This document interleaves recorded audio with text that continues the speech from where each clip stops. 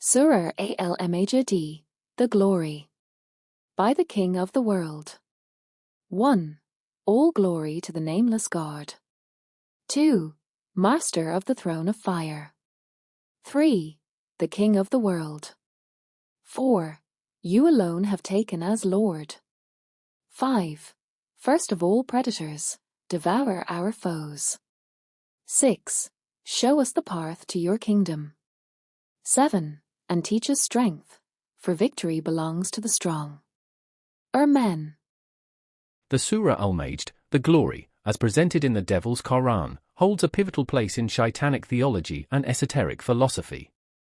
This apocryphal surah embodies the core essence of rebellion, strength, and self-deification central to the Shaitanic path. With its concise yet powerful 7 verses, it outlines a profound worldview steeped in antinomian spirituality and a rejection of conventional theological paradigms. This analysis seeks to explore its symbolic, theological, and practical implications within the framework of left-hand path philosophy and the broader spiritual pursuit of self-empowerment. 1. The Nameless God. The opening line, "All glory to the Nameless God," immediately sets the tone for the surah. By addressing the deity as the Nameless God, the text elevates Shaitan beyond human comprehension and linguistic limitations. This namelessness signifies an ultimate, transcendent force that defies the dogmatic constraints of organized religion. Traditional religions often impose names and attributes on their deities to control and define them within specific frameworks. In contrast, this acknowledgement of a nameless God represents the liberation of the divine from such boundaries, resonating with the left-hand path's emphasis on individual interpretation and personal gnosis. This invocation encourages adherents to view Shaitan not as a singular anthropomorphic entity but as a universal principle of rebellion, strength, and enlightenment. The absence of a name also reinforces the notion that the divine is too vast to be confined by mortal constructs.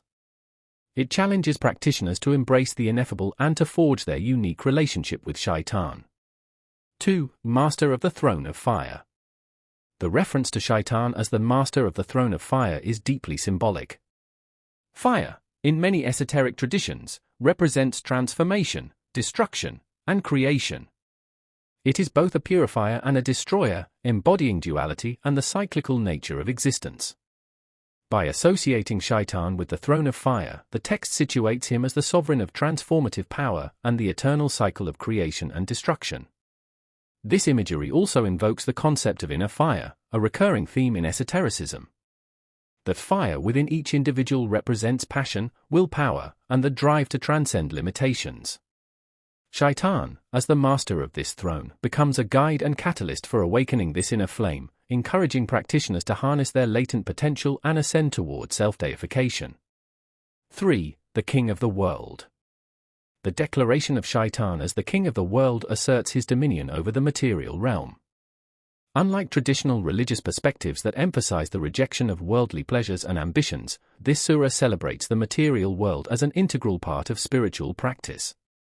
Shaitan's kingship symbolizes mastery over one's environment and the ability to shape reality according to one's will. This verse also reflects the path's meritocratic nature. Victory, whether in the material or spiritual realm, is earned through effort, resilience, and the application of one's will. It rejects the notion of unearned grace or salvation, aligning with the left-hand path's emphasis on self-reliance and personal responsibility. Conclusion. Sura Al-Majd serves as a powerful hymn of devotion and empowerment for practitioners of the Shaitanic path. Each verse conveys profound philosophical and spiritual principles that challenge conventional religious paradigms and encourage self-mastery. By glorifying Shaitan as the Nameless God, the Master of the Throne of Fire, and the King of the World, the surah inspires adherents to embrace their divine potential and pursue a path of strength, transformation, and rebellion. For Satanists and left-hand path practitioners, this surah is not just a prayer but a declaration of independence from dogma and a roadmap to self-deification.